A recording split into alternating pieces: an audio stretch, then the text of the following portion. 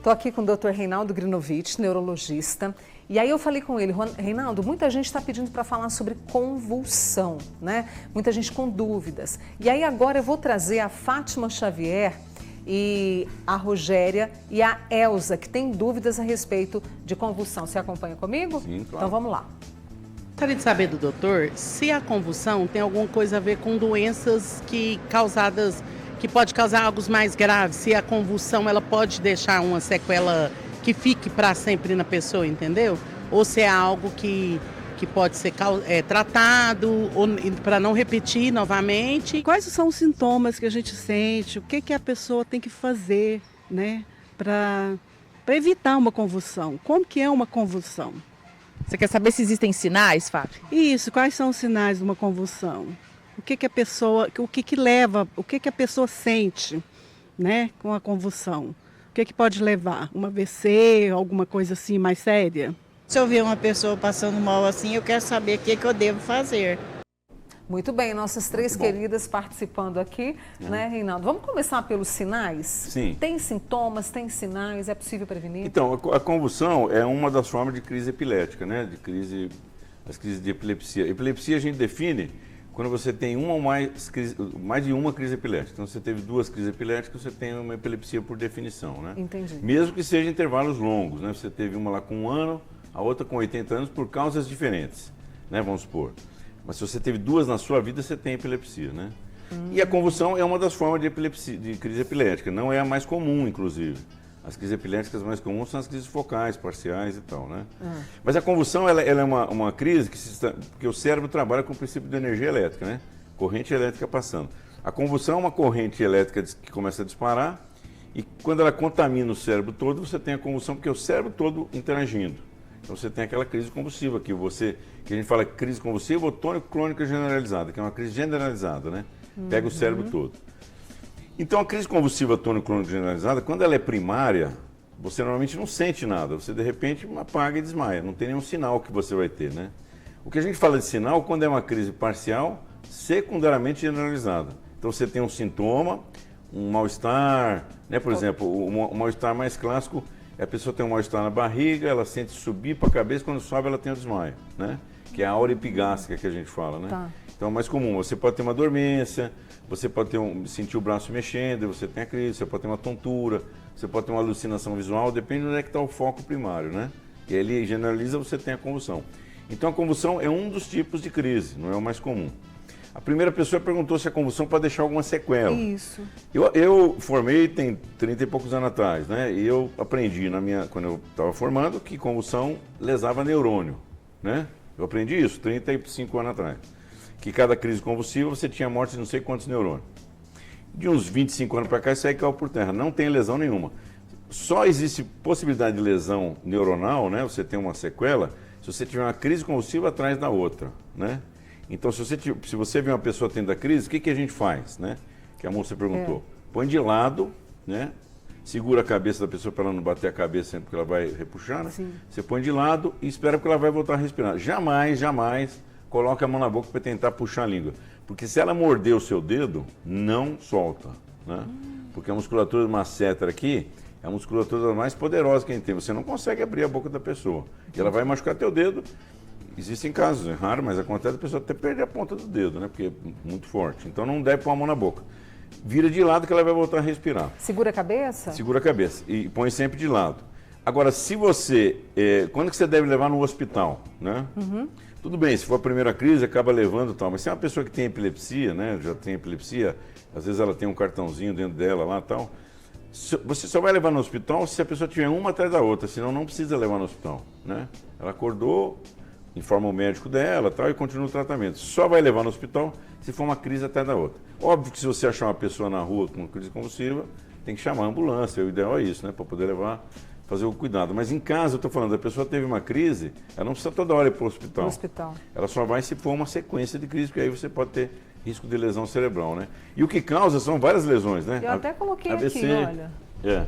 Falta de oxigenação do cérebro. Não, isso não, isso Não? é um mito. Isso é um mito. É um mito? Porque é justamente o contrário. Quando você tem a crise convulsiva, você tem excesso de oxigênio. Eu fiz a minha especialização, né? Por isso que você perguntou de falar sobre convulsão. Eu achei bom porque foi a especialização que eu fiz na Alemanha em epilepsia, né? Então, lá, eu estou te falando só para ilustrar isso. Lá a gente fazia uma coisa, eu ficava no centro de epilepsia e eu ficava com quando a gente é um médico estrangeiro, as coisas piores ficam para os estrangeiros, né? Para o médico bolsista. E eu ficava com a injeção na mão, né? Quando a pessoa tinha crise, tinha que sair correndo para injetar nela, para fazer o SPECT, né? O SPECT é um tipo de medicina nuclear, é um tipo de imagem nuclear, porque quando você faz a injeção do SPECT, você vai... a região que tem mais fluxo de oxigênio é a região do foco. Porque, ao contrário, quando você tem convulsão, é excesso de oxigênio no cérebro. Entendi. Porque precisa ter muito sangue, senão você não dá convulsão, porque é o cérebro inteiro trabalhando. Então, isso é bom você falar, porque, por exemplo, AVC isquêmico, né? AVC isquêmico. Faltou oxigênio no cérebro lá, porque a isquemia, fechou o vaso. A pessoa tem uma isquemia, ela jamais vai começar com convulsão. Se você tem uma suspeita de AVC e começou com convulsão, você tem que pensar na hemorragia. Porque a hemorragia irrita o cérebro e você tem a crise. Crise convulsiva. AVC isquêmico só dá crise pós-AVC. Você tem AVC isquêmico, teve a lesão no cérebro lá, ficou uma região de cicatriz. Essa região, como o cérebro trabalha com o princípio de energia elétrica, é uma região cicatricial que pode gerar uma corrente elétrica normal. Então é comum você ter epilepsia pós-AVC, né? Que a gente chama de epilepsia vascular, que ela é pós-AVC isquêmico, mas não na fase aguda. Na fase aguda, jamais. Então as causas, AVC hemorrágico, AVC isquêmico na fase posterior. Você pode ter, aqui na nossa região, neurocercose, né, que é o outro solitária, que é a causa principal. Você pode ter os tumores cerebrais que causam AVC, né? Às vezes um hematoma subdural, hematomas intraparencimatosos pode causar crise. Mas eu estou te falando dessas causas, mas o principal que causa crise epilética são as crises genéticas, que não, você faz a ressonância, ela é absolutamente normal. Ou algumas alterações muito pontuais, né? Tem questão genética, então. O principal das epilepsias são genéticas, né? A gente fala assim que a pessoa que tem epilepsia, ela é um termo assim meio vago que eu estou falando, assim, mas ela tem um cérebro epilético, né? Ela tem uma tendência a ter epilepsia. Porque você tem pessoas que têm neurocercose, né? Aqui na região nossa era muito comum, agora melhorou muito, e que tem vários olhos solitários, nunca teve uma crise, porque ela não tem um cérebro epilético, ela não tem uma genética para epilepsia. Entendi. Entendeu? A gente precisa ir para o intervalo, mas deixa eu trazer a Rose de Patos, ela já teve convulsões, toma este medicamento, não sei se você consegue. Peraí, não me enxergo. E ela não descobre o que provocou. Depaquene. Tem dores de cabeça constantemente. Então, a epilepsia, às vezes você faz todos os exames, não altera nada, né? Mas quando você faz eletro, não vê nada, ressonância, não vê nada, e mesmo assim a pessoa tem epilepsia. O eletro, às vezes, só altera na hora da crise. Agora, dor de cabeça é uma coisa, epilepsia é outra. É muito comum enxaqueca associar com epilepsia, porque elas têm uma fisiopatologia mais ou menos comum. Eu falo sempre assim para os pacientes, que epilepsia e enxaqueca são primas de terceiro grau, entendeu? Tem uma via comum. Entendi. Vamos fazer o seguinte, vou fazer uma pausa com o Dr. Reinaldo, já volto com ele, porque o Ayrton tem pergunta, outras amigas aqui também estão perguntando, e a gente está falando sobre convulsão. Então fica aí que eu já volto com ele, porque eu tenho um serviço agora, Reinaldo, para você. Ó, é verdade, é um assunto assim, olha, que daria a tarde toda, a gente está falando sobre convulsão. Eu recebo o Reinaldo Grinovich, que é neurologista. Vou fazer pausa nas minhas para trazer as perguntas dos meus amigos. O Ayrton pergunta o seguinte, é normal uma pessoa, ao desmaiar, ter uma convulsão? Ele queria saber se isso traz problemas, né? E a pessoa sempre desmaia e parece ter uma convulsão depois de alguma questão emocional. Então, existe o desmaio normal, né? O que é uma síncope que a gente fala, e a síncope, ela pode, de uma certa forma, ser convulsiva. Você parece que tem uma convulsão, mas não é convulsão. Então, a gente que tem experiência sabe ver, né? A diferença de um para o outro. Por isso que é importante, hoje com isso aqui, ó, todo mundo tem um celular, tem uma filmadora. O seu parente desmaiou, filma e mostra para o seu neurologista, porque a gente vai saber diferenciar muitas vezes pela clínica, né, pela filmagem que a pessoa faz, do que é uma síncope e do que é uma convulsão. A convulsão leva a desmaio, porque ela é generalizada, então a pessoa perde a consciência. Mas a síncope é outra causa, né? A síncope normalmente é causada por queda de pressão, por uma falha no coração ou por hipoglicemia. Mas a síncope é uma coisa, a convulsão é outra, são tratamentos totalmente diferentes.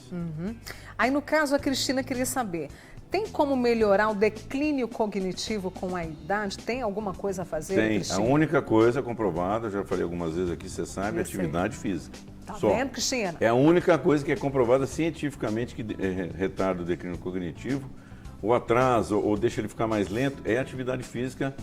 Antigamente era só aeróbico, mas hoje já tem trabalhos mostrando que inclusive musculação funciona. Então tem que fazer atividade física. Tô feita. Eu falo para todos os pacientes, seja atleta. A Rose de Araguari contou que a filha dela tem epilepsia refratária desde os 6 meses. Hoje está com 31 anos, faz uso de 4 medicações, inclusive canabidiol, que a gente precisa conversar aqui, viu, Reinaldo?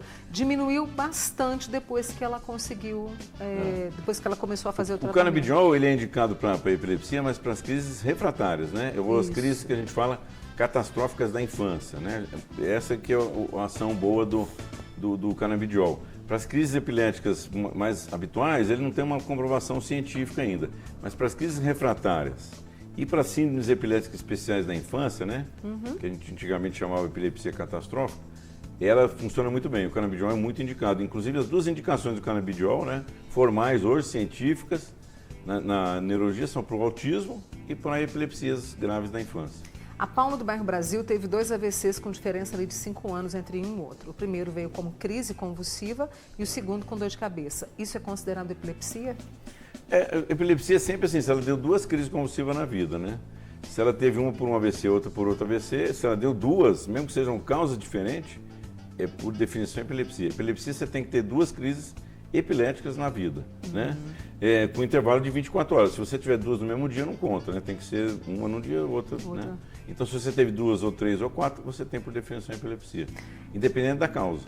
A Elaine disse que a irmã dela teve epilepsia por vários anos. Tomava 2 medicamentos, que eu já passei para o doutor Reinaldo, e faleceu com câncer. Deve-se cuidar, é genética a preocupação dela? Então, depende. Se o câncer dela tem a ver com a epilepsia, né? Talvez tenha uma relação. Mas se não, quando você tem na epilepsia, né, irmãos que têm crise, você tem mais chance de ter. Então, se a irmã tem, você tem que olhar, mas ela tem que ter sintoma, porque, vamos supor, ela tem epilepsia, a sua irmã, você vai lá, faz um eletro, você tem uma alteração focal, né, no eletro lá. A gente não trata o exame, porque a pessoa pode ter alteração, isso é muito comum. 7, 8% da população tem alteração no eletro sem nunca dar uma crise. Isso é um problema seríssimo, por exemplo, para você, a ANAC, né, para você liberar. Eu estou falando isso porque eu lembrei de um caso aqui de um rapaz que queria ser comissário de voo e ele tinha uma alteração no eletro, nunca deu crise, mas a ANAC não libera porque ele tem uma alteração, entendeu? Entendi. A Rose, que está lá em Iturama acompanhando a gente, Rose, um beijo para você. A filha teve convulsão por febre alta aos 2 anos, nunca mais teve.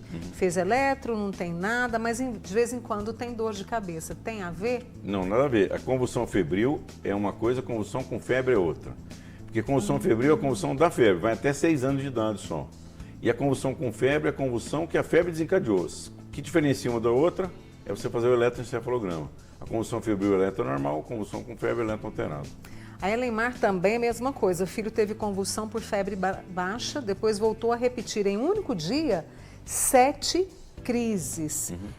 O médico disse que relacionou a estresse de infecção. Não toma nenhum medicamento hoje. Então, se você tem no mesmo dia, né? Isso. A febre pode causar crise, você controla a febre. Toda vez, por exemplo, quando a pessoa tem crise convulsiva febril, né? Que é da febre, várias vezes aí você toma um remédio para convulsão, para evitar a convulsão, quando você tiver febre.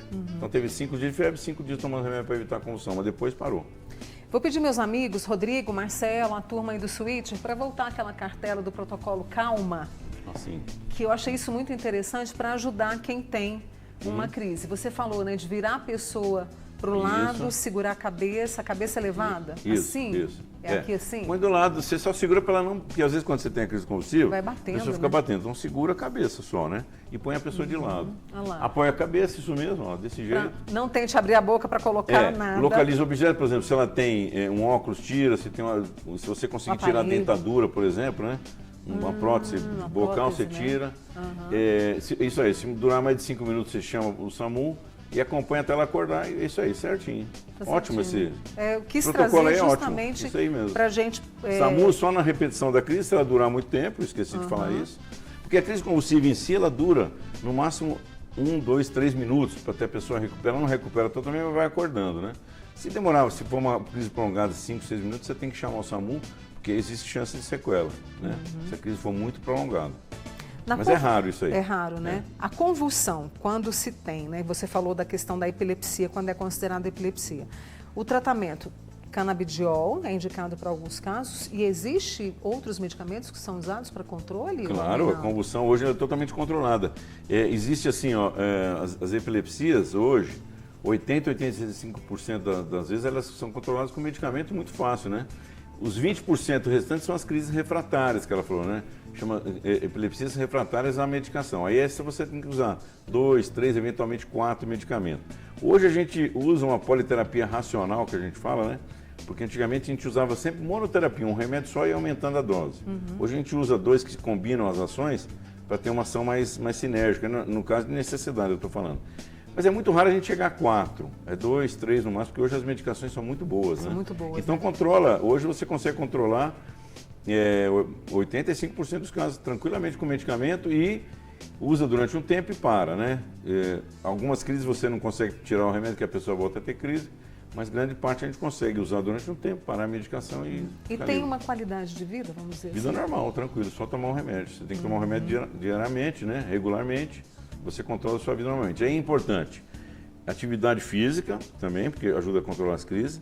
Sono regular, alimentação regular, que eu falo alimentação regular, é não ficar muito tempo em jejum. O jejum provoca crise. Entendi. Né? Sono regular e tomar o remédio regularmente na hora certa. E isso aí é o principal problema nosso aqui do Brasil.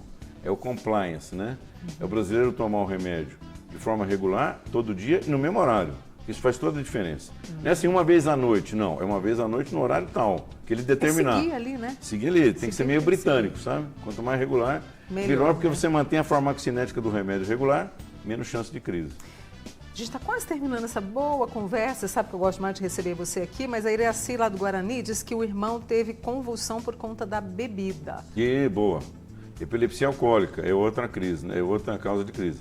Você pode desenvolver uma epilepsia por abuso de álcool, né? O alcoólatra, ao longo do tempo, desenvolve epilepsia alcoólica. Isso é importante a gente falar. Quando ele começa a desenvolver epilepsia alcoólica, se ele continuar bebendo, né? Eu sei que é difícil parar, porque o álcool é um vício muito complicado. Mas se ele continuar bebendo e ele tiver epilepsia, a sobrevida dele diminui. Porque a chance dele ter um acidente quando ele tem uma crise é muito grande, né? Então, a epilepsia alcoólica é um sinal, fora, lógico, com outros, que a pessoa realmente tem que interromper o uso do álcool. Porque se ele continuar, ele não vai viver menos tempo do que ele iria viver. Entendi. Porque a epilepsia provoca crise. Mas a epilepsia alcoólica é muito comum. Eles estão preocupados, ela e os irmãos, de desenvolverem. Não tem perigo? Não, já se a epilepsia foi desenvolvida pelo álcool, lógico que, eu volto àquilo que eu te falei, deve ter uma genética para a epilepsia, né? Exato. Agora, o álcool, ele precisa tomar muito cuidado. A pessoa que tem epilepsia tem que evitar o álcool, porque o álcool, ele provoca crise na abstinência dele, não na hora que você bebe. Então, é um negócio complicado.